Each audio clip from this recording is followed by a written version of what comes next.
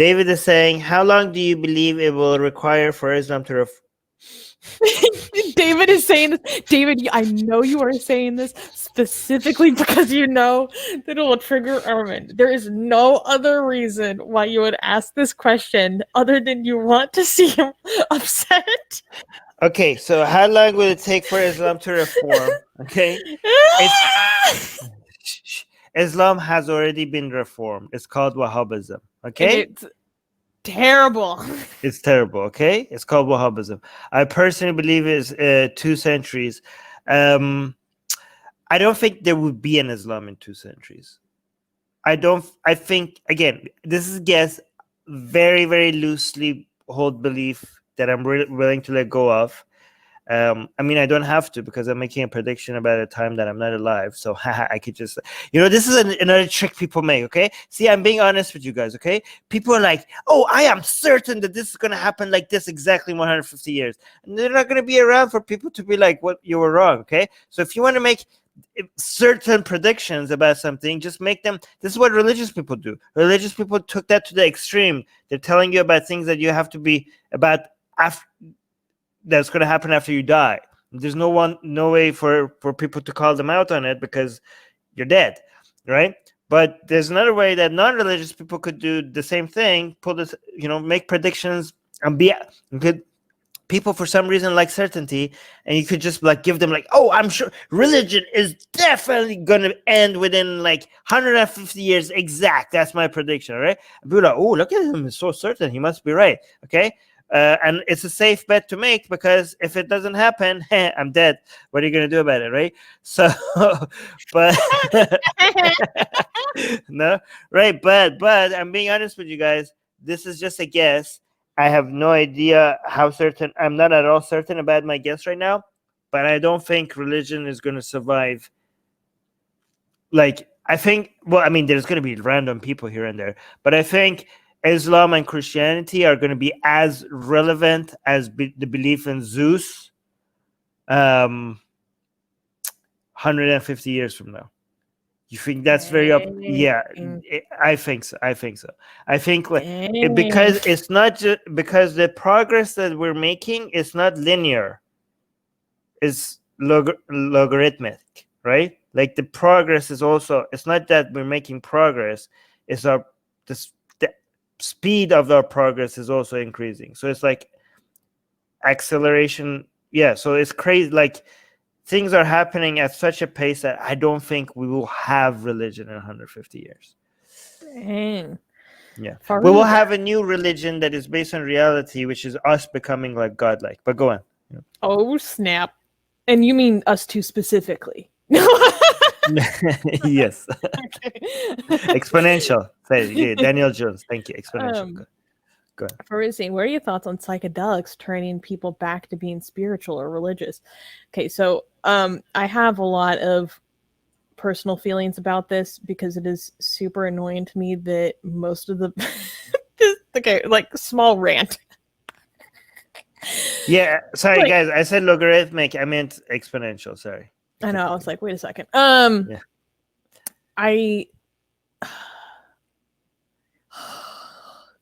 So I find. Wait, be careful. Be careful. Well, we don't do drugs, guys. Do not do drugs. Okay, so that was not what I was advocating for. In fact, I know. I just wanted to like YouTube might get pick some things, right? So I'm just trying to give the algorithm. Yeah, YouTube, please do not strike us down. We're not advertising the usage of any illegal material. Okay. Okay. Go on. Oh my gosh, this small rant. So like in my area, it is so hard to find men to date who do not talk about psychedelics like it's a personality trait. And so when they hear about the work that I do, then they start talking about their psychedelic experiences and how basically like they don't believe they're a person anymore, but they still continue to go to their banking job anyways. And the thing is, I get so bitter about it. I'm like, just because you messed with your brain chemicals, that does not actually provide like evidence for your claim. It does. How so? it proves how nonsensical it is to believe in Okay, spiritual in stuff, that sense, because yes. because for you to believe in it, you have to alter your brain to experience. I mean, what does that say about the things that you believe in? Yeah. For you to have to actually mess up with your brain chemically to be able to have those experiences. Like, I mean, if that doesn't tell you that there's nothing objectively real, that these spiritual feelings that you're having is not based on something independent from your brain, I mean, I think that proves that actually proved that the other people, no, I mean, doesn't prove, but it's highly suggests that the spiritual experiences that other people are having without the psychedelics is also based Based on in your brain. based in your brain, and not about something that is happening out in in the world outside of the confines of your mind, right? Like your brain, right? Mhm. So I think this actually shows that spirituality is just a state of mind, not something that is not something about the fabric of the universe as a whole. Yeah, But and I go on. mean, I've also seen it just like destroy the lives of people I was friends with and really mess up their mental state. And I've studied what LSD specifically does to your serotonin receptors, and guys, you have to be it's so careful. And I do think it is an area that needs to be studied more though. I think what is going on in our brains during those states should be studied in depth because it's very interesting. Um, Mhm. but I don't think it's a legitimate in terms of being a sound epistemology of like a way to reach a knowledge of spirituality. Okay. Enlightenment loading saying, do you motivate yourself every day for this, or you just wake up to do it? I just do it, right? Like, honestly, I enjoy hanging out with you guys and chilling. This is my social life, right? This is my social life. I only, to be honest, at the very end, I'm like, okay, I'm ready to go now. Okay. But at the beginning, I was like, oh, I really like doing this. Okay. But I'm being honest, at the very end of the live streams, like, especially when we get to 2 hours, I'm like, okay, yeah, we're done here. uh, but no, I do get excited to hang out with you guys. For me, it depends on the topic. Oh yeah. Most stuff I'm like, yeah. Mm. But some days I'm like, Armin, why are you making me talk about it? I don't want to talk. Armin, why? This is a comment, not a question, guys. Questions Yeah. more than comments. DNA Waterbag is saying ex-Muslims have no political power. They have Omar. I think he meant to say Talib and Sarsour. How long before they want you canceled? Armin has already been canceled. Are you kidding me? When has that stopped him? Come on. Yeah. Guys, make sure. So, Susanna, if somebody is a member and tags Atheist Republic, make sure you highlight that as well. Okay. Okay. Whoa, we got a super chat. 10 Oh, Australian dollars super chat. Jeez, that's great day. huge. Thank you so much. Okay, you want to read that? With Biden taking office in January, HA, we don't know that. Okay. They still no, I'm kidding. Smooth transition to the second Trump presidency, second Trump administration. With Biden taking office in January, do you think we will see a decline in wokeness without Trump constantly fueling the right and the woke from the position of power? My broad answer would be yes. They will, for the more, I'm speaking in generalizations, and I don't know this for a fact, but I suspect that people who are more in the middle, who are good people who are inclined to oppose the policies of the Trump administration that they find to be hateful, will not think that they have to go to as fringe of views and as possibly as extreme of methods as some of the world might make you think that is necessary. All right, so I think your audio just got lowered for some reason.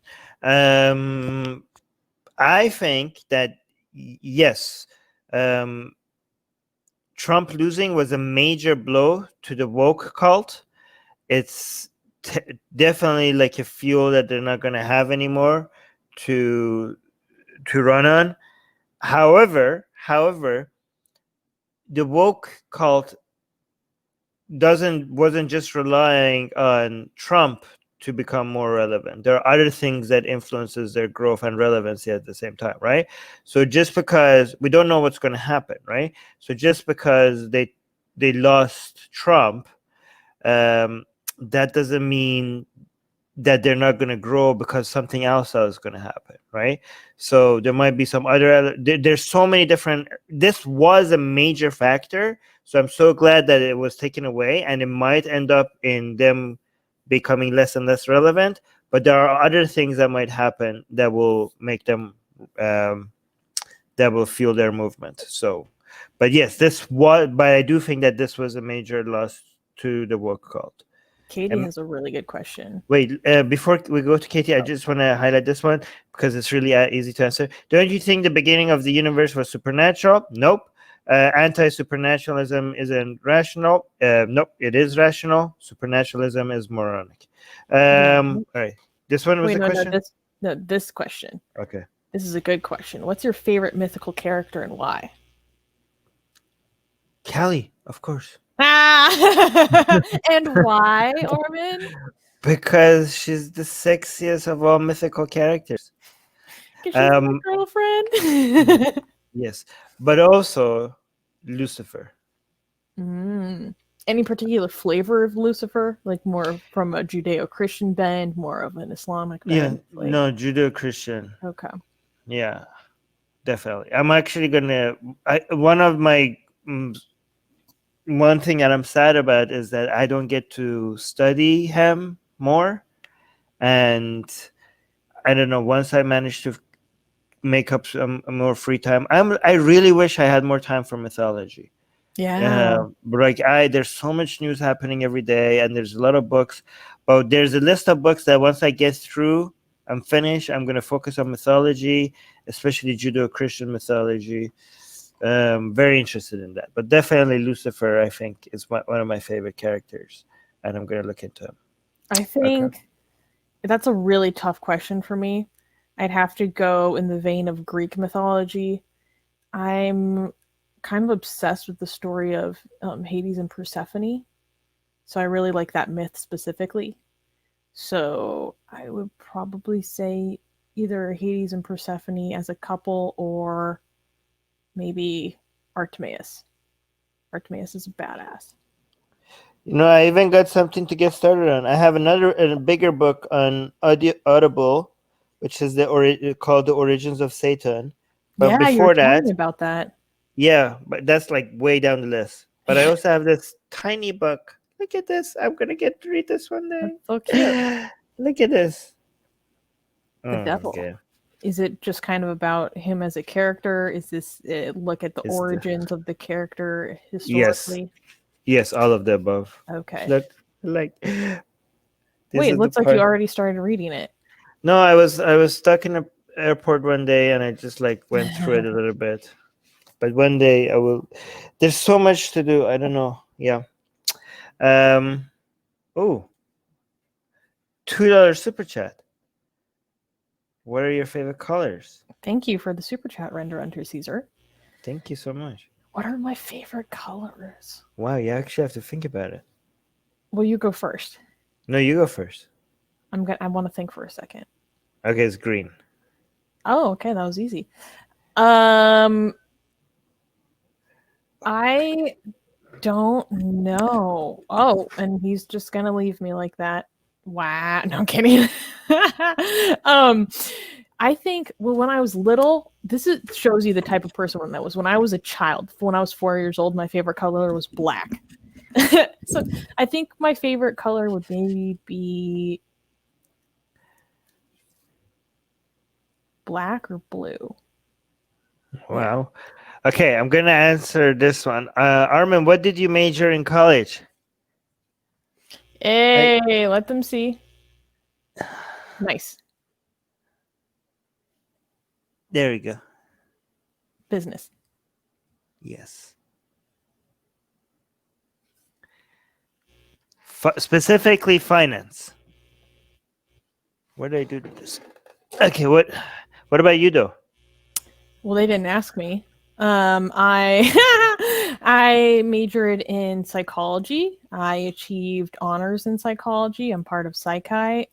I did my minor in gender and sexuality studies, critical gender and sexuality studies, which was a waste of time and money. Don't do critical theory, guys. Um, I mean, you can study it, but don't make it your major. I should have stuck with neuroscience, and I did an internship in neuroscience studying contemplative meditation via fMRI. The Babylon Project, which is Vince, guys, go subscribe to the Babylon Project. Vince is asking, what job would you guys like to have if you weren't doing Atheist Republic? Farmer. Wait, Farmer. what do you like? Fishing, fisherman. No, I have to. Interesting. Something that I get to be outside a lot, I guess. What about Mm-hmm. you? I mean, well, I do have a job outside of AR. Yeah, you do. No, but what would you like to have? You hate your job right now. I don't hate it. Hmm. Oh, I know. I would like to be doing AR as my job. That's what I would want. Yeah, but what if that wasn't? Oh, What? yeah. So you wish you could do this full time, like me. Um, but something. Oh, I know. Being a beekeeper would be fun, even though I have a severe allergy to bees. Bee stings. I would like to be a YouTuber that does history and goes around the world and gets paid to go look at, goes to Rome and goes to, maybe I would be able to go back to Iran because I'm not an atheist activist and look at the historical sites there and make YouTube videos about that. Ooh, I would be like oh yeah, I would be like doing, I would be doing, I would like to be a YouTuber that does mythology and history and travels the world and looks at evidence for different cultures, and it would be very similar. It would be very similar. It Yeah, would I'm be like basically still, yeah, it would just be not anti-religion. It would just be this very similar to this. It would involve a lot more travel and sightseeing and talking to people. It would be very similar. Okay. Luke is saying boring major. Okay, so the reason, okay, so when I was in university, I was like this close to getting my biology degree, and then I switched to finance. Okay. The reason why it's not a boring major, okay, is because, and the reason why I liked it is because it involved everything, right? So when you are when you go into so I got all the courses for my finance degree, and also a minor in math, and also a minor in econ. What I liked about it is that it involved understanding so many things at the same time. Like when you're analyzing companies, you have to understand that business, you have to understand politics, you have to understand economics, you have to understand and some social studies. There's so many things that you have to understand at the same time. It was so many, like I went from biology, which seemed to be about one thing all the time. I mean, which I loved, but it was like, I want to know about more things. And I was like, what could I get a degree in that involves learning about so many different things? And I was like, seems like finance is that, right? But even that was like, okay, this is too one-dimensional. So I was like, I was getting electives. I was like stuck in university for such a long time because I couldn't leave, because I was getting electives in geography, electives in philosophy, electives in literature, electives in, because I just I just wanted to stay there forever, right? At some point, I was like, we're gonna go bankrupt if we keep paying for uni. I love Vince. Well. Fisherman and beekeeper. Okay, was not expecting that. I worked on a farm. I'm a really like hardy person. I'm a tough girl. Okay. Well, we got a super chat, $5 render onto Caesar saying a minor in math. That's freaking cool. Big brain arm. Here's actually an interesting thing. I went and got all the courses for getting a minor in math and all the courses to minor in econ.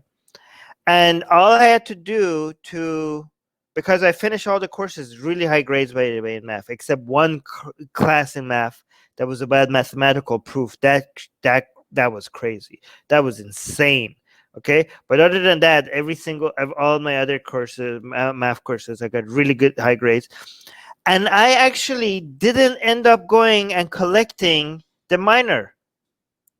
Right? So like I finished all the requirements, I had all the grades and everything, and all I had to do is now go collect a degree. And it was like, I mean, I was like, I'm not, you can't say I'm lazy, okay? Because I wasn't lazy enough to not do the courses. I did the work, but I was too lazy to actually go to the office and collect a degree and do the paperwork. Because I was like, I mean, what's the point? I already know the stuff. I mean, I already took all the stuff, but I mean, the difference between collecting the degree and not collecting the degree, I was like, yeah. So, I mean, I have, even to this day, all I have to do right now is go to UBC, University of British Columbia, and be like, give me my minor. And I still haven't done that because I was like, I mean, I know the stuff. That's all I need to know. I just know the stuff. Like I did the courses. So at that point, I realized, like, am I just collecting degrees now? What's happening, right? So I know. Wait, is asking a really good question. Hold on. So Idris is saying mathematical proofs are the best. Yes, it's the best. It broke my brain. Okay, the course that I took on mathematical proof was only allowed in our university for people that had an average above 80% on all their math courses that they took, right? So I only was able to take that class because my average was above 80%, and everybody in that class had an average above 80%. That's how they got the course, but half of the class failed. Imagine that.